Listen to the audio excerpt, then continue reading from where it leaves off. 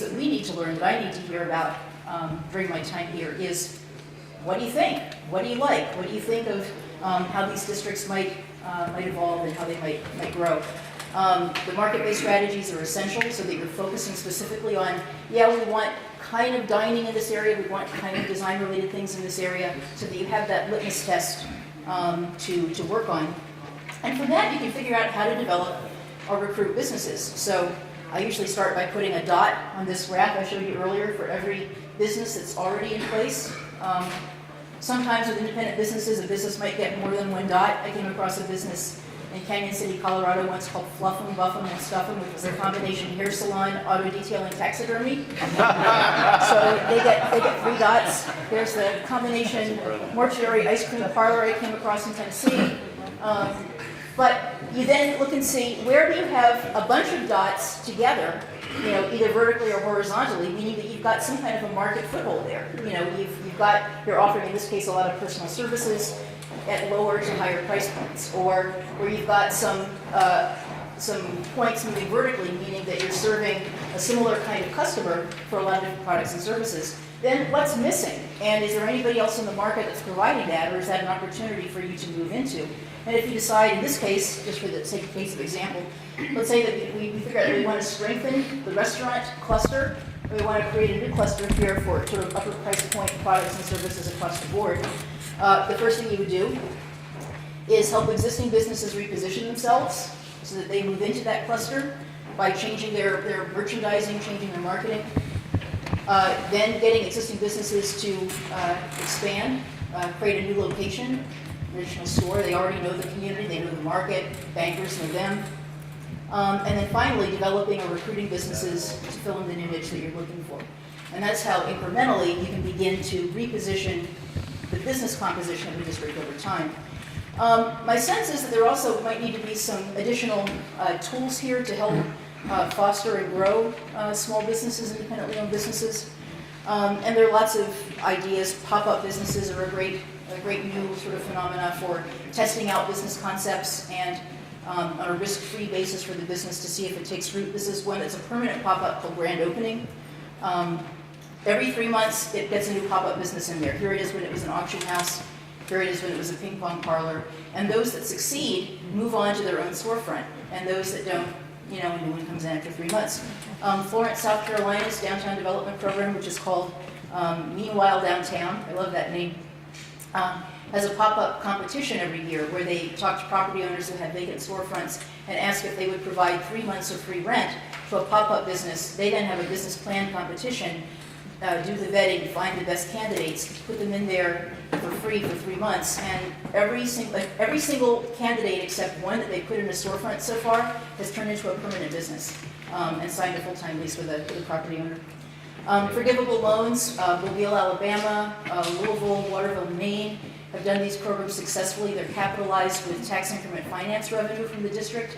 And basically, for businesses that are their top priorities, these are the 10 kinds of businesses they most want in a district, they will, over the course of 5 years, businesses make interest-only payments, and they write off the principal to get those businesses established. They're essentially making it back because of the tax revenue that having the storefront filled is going to generate for them. Deferred loan repayment programs. One of the best examples I've seen in the country and that I use all the time in talking to communities in the country is from Winston-Salem, their Restaurant Row program, where they recognize that starting a restaurant is expensive. The capital costs up front are, capital intensive. You've got to buy equipment, you've got to buy furnishings, and it takes a couple of years for a clientele to build up. So what do? They basically use some funding. In their case, it was block grant money that might not work here, but it doesn't matter what the source is, to defer the loan payments, to pay back the banks for the 70% loan for the first 2 years and add that repayment on at the end so that it gives the restaurants time to get established and get a foothold. Tax credits, historic and new markets. My sense is that historic rehab credits are probably being underused here in High Point, and North Carolina has one of the best state historic rehab tax credit programs in the country. It's a model, 20% credit on top of the 20% federal credit. So in essence, 40% of the rehab costs for a historic building can be paid for. The property owner can't use the tax credit himself or herself. You can carry it forward 20 years, but you can convert it to cash by partnering with an investor who will then use the tax credit and invest equity back into the project. So it makes it very, very viable to rehab income-generating properties. Community capital, there is a big thing on the horizon with the signing of the Jobs Act last April. As soon as the SEC finishes writing the regs, it'll be possible for individuals in a community to invest up to $10,000 a year in independently owned businesses in their community. And businesses can raise about $1 million a year in equity from community members. The amount that somebody can invest depends on their income or their net worth. There's a kind of a formula there. But there could be an opportunity here for an institution in the community, maybe the university, to become one of the intermediaries that helps make those equity investment projects work for startups here in the community. And there are plenty of models of this that have happened. This is a community-owned department store in Powell, Wyoming. Another example of crowdfunding for a theater. Yeah. Is that $10,000? Is that tax deductible? No, it's not tax deductible, but it's actually an equity investment, so you would own a share of that business. Oh. Yeah. The range is $2,000 to $10,000, and the amount you can invest depends again on income and net worth. We're not forgetting about creative economy businesses too that aren't retailers, but all those little small-scale industry and personal and professional services businesses that help run the economy play into this also. My last tips are simply to break these big transformations into small chunks. It's kind of hard thinking about, how do we turn this area into a design district, or how do we, attract 10 new restaurants? Break it into tiny pieces that are achievable rather than trying to tackle it all at the same time. Distribute the work as broadly as possible. Start with small projects, low-hanging fruit, and gradually build capacity for larger ones. And constantly be creative. Constantly think outside the box and think about how to tackle these things. You have so many opportunities here. You have districts with great bones. You've got some great buildings in place. You've got a world reputation. You've got market demand to be recaptured and market demand to capture from outside the community. You're in a very fortunate, privileged position in terms of retail development versus many of the communities that I work with. And you who have come out today, who really care about this, you are the ones who are making this transformation happen. You're the ones who are going to drive it, and we are thrilled that we get to work with you this week. And now we would love to hear your thoughts and ideas. Can I just ask one question? You may. The only thing you didn't address was the zoning board. It's not just the zoning board. Well, you covered the tax. There's a lot of there's red tape everywhere. Zoning to the board is a very small Every part. person in this room probably can attest to. That's your biggest stumbling block. It's a stumbling block all over the United States. It's bigger here than I've ever met. Thank you. Bigger here. No doubt. But also, there is so much creativity in people who are just dealing with this by bypassing the whole thing. And I think what I would like to envision, what I'm envisioning is that this charrette will pioneer on a national level how to get past these impediments. Because among other things, they're preventing young people from starting businesses. You can't even bake a cookie without a permit. And what we're going to try and do is collect the initiatives from all over the country and actually create here a zoning category that allows you taking responsibility yourself, and by contract, you say, if you're not inspected, you should know that you're responsible. But the fact is, you're responsible anyway. And so the idea is to pioneer that initiative. And if I can So, everything I've heard so far is a miracle. But who asked you to do this? If the city of High Point are putting all these stumbling blocks to all the young businesses that could and want to start here, how did you get here? They're not. This initiative was not about stumbling blocks. It was about revitalizing the city. It was very general. No, but right. But the general way, the way that Camel's nose got under the tent, if you will, is by saying this city needs to be revitalized. because it's a very strange, in fact, it's camel-like in its 2 homes a year. You know, the two, but what's happening is what comes up very quickly is the inability to get anything done. So that's how it got in. It's just, it's a sideline to the overall intention. You and then you, yeah. So your primary focus is going to be over the entire city core? Over, The entire city core, not just the over this, primary focus area? yes, it's over the extended core. It's not the extended core, it's definitely not the residential areas, it's the commercial area. When I mean the entire city core project, I'm thinking of all 8 revitalization areas. No. As it relates to the zoning issues, are you going to be addressing, when you say nationwide, but I'm trying to ask my No, question as it no, relates to there's, focusing on I should Rockland. explain. First of all, there are other revitalization areas that are being dealt with separately and prior to our coming here. This began originally historically, this began as an uptown assignment. And we said, well, we can't really deal with this unless we deal with this. It's very much attached. And we can't deal with this unless we deal with the university, because that is, you know, an enormous amount of activity going on there. So it began as an uptown project, just the way that there are other projects elsewhere, and it extended to downtown and the university. But from a it's not about- zoning perspective, We're not doing the zoning code.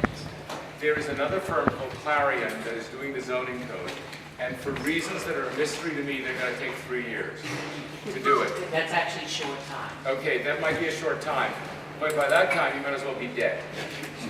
Because the way things are going. And so one of the things that is a sideline to this is how do we get that process to radically accelerate? And by the way, that's going to require a lot of your cooperation, because most of that 3 years is dealing with every single neighbor that has a say. Okay, and you know, democracy is exceedingly inefficient. Yeah. Sir, put it straight.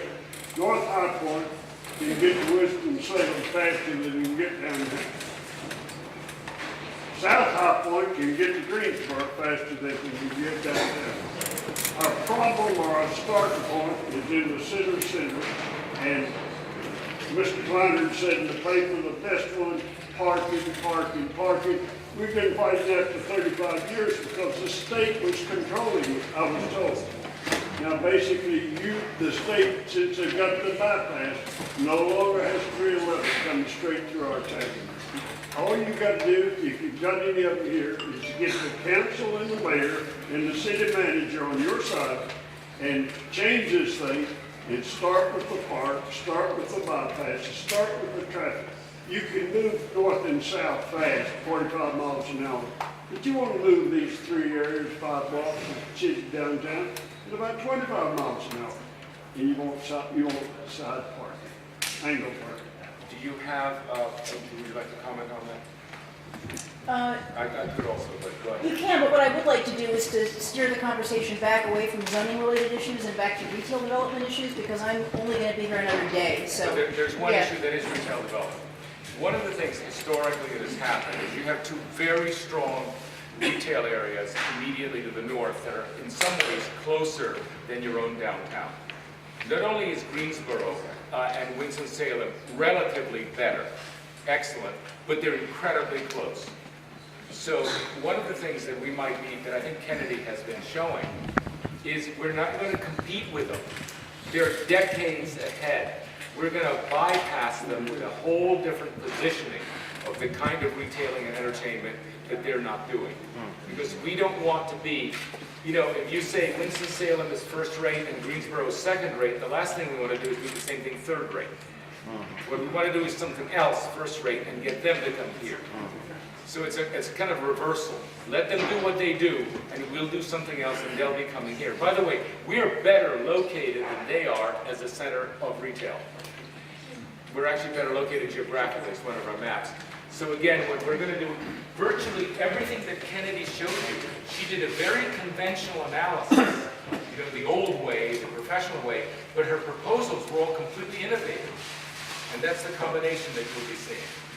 To augment what Andres said there about positioning vis-a-vis Winston-Salem and Greensboro, They, in many ways, sort of compete with one another. You have an opportunity that is sort of unique and unprecedented to, do something radically different that is uniquely you, and you're the ones who have the world-class reputation. You're the ones, anywhere in the country I can go and I can say Greensboro, nobody knows what I'm talking about. I say High Point, they know exactly who you are.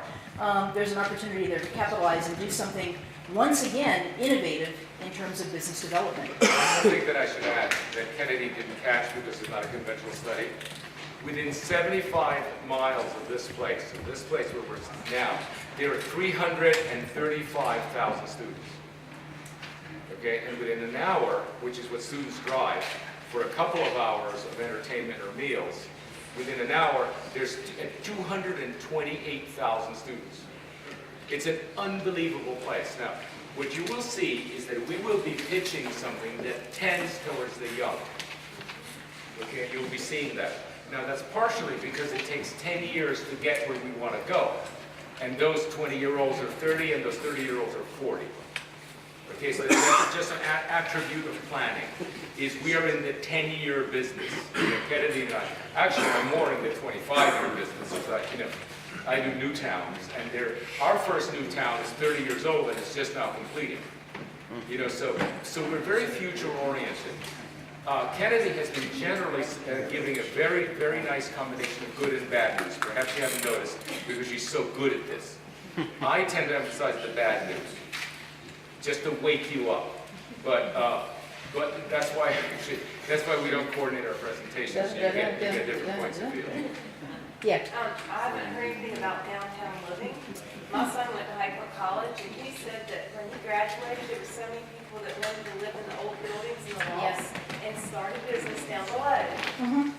Huge opportunity, see zoning. We will, Yeah, but that's we'll be there. Yeah. something I think that you said to capture the Yeah. young. Yeah. In New York, there used to be back in the 40s, they had the market where they had their own grocery store and they lived upstairs. Yeah. And cities all over the country have that now. It's a crucial component of what makes downtowns work. Just You've got to build the population. Beyond that, this back in New York you just mentioned, it's called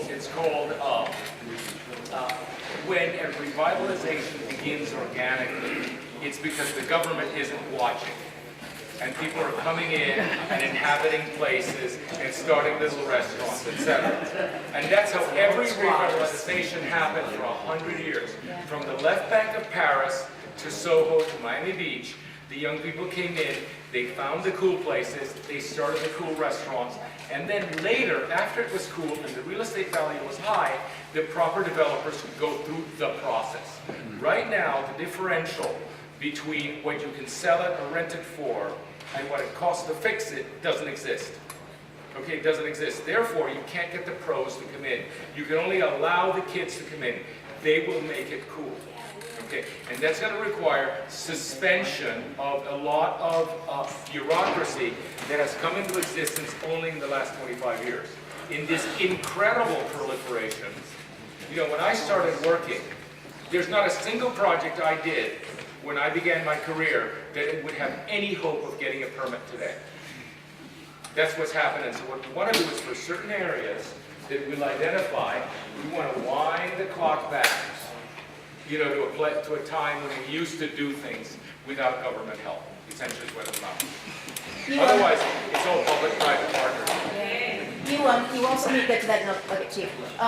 You also have a strategic advantage. I didn't get into sort of a real estate analysis. I just talked about sort of retail analysis. You have a strategic advantage within the region in that rental prices and purchase prices are relatively low here compared to other cities.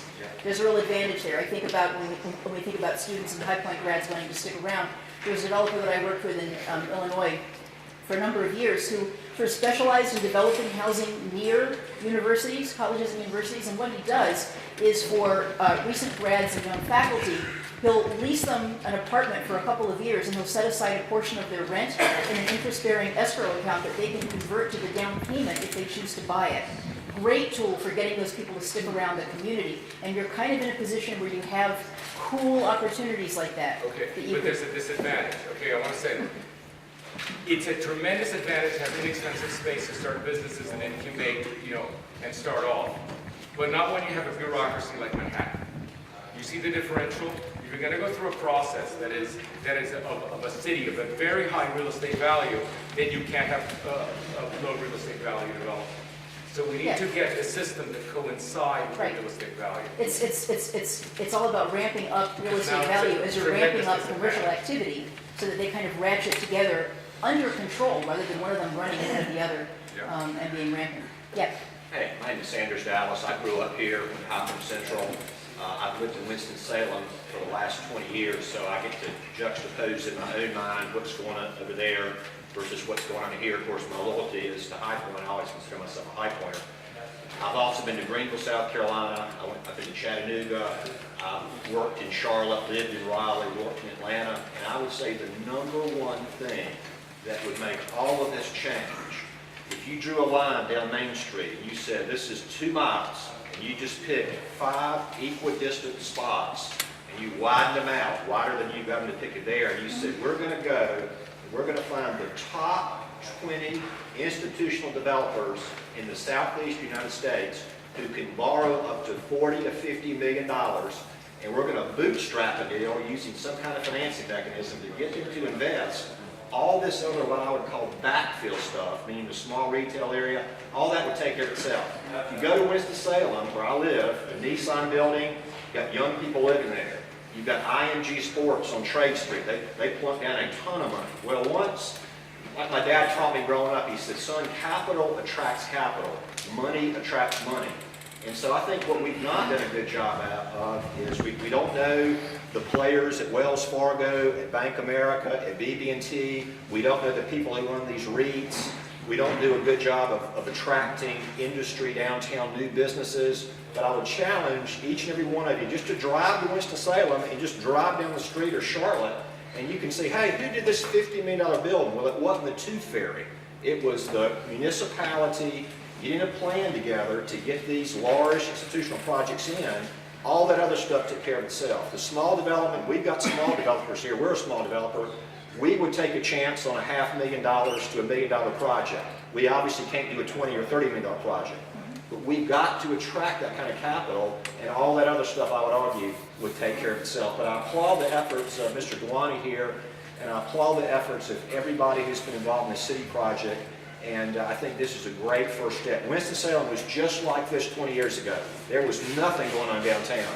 And if you get in there this Saturday, there are 25 restaurants, outdoor things going on. Yeah, They've got a website, it's great. But you have a tremendous problem here, which is you have the mart, which is locking up the shops that we would normally be. You have 2 tremendous spikes. By the way, any spike is deadly to retail. If you just have a baseball field that just fills the town every other Saturday, if you have a movie that's just good for the weekend, any spike is deadly. And you have the mother of all spikes. Okay, you have 2 Super Bowls a year. And in between, there can't even be the little mice that move in because actually the storefronts are actually leased up. I have never been in a situation less promising in terms of working conventionally. It has to be absolutely unconventional. Now, one of these famous bankers you're talking about, the REITs and so forth, they're some of the least imaginative people in the history of the world. There have never been people with more money and smaller checklists.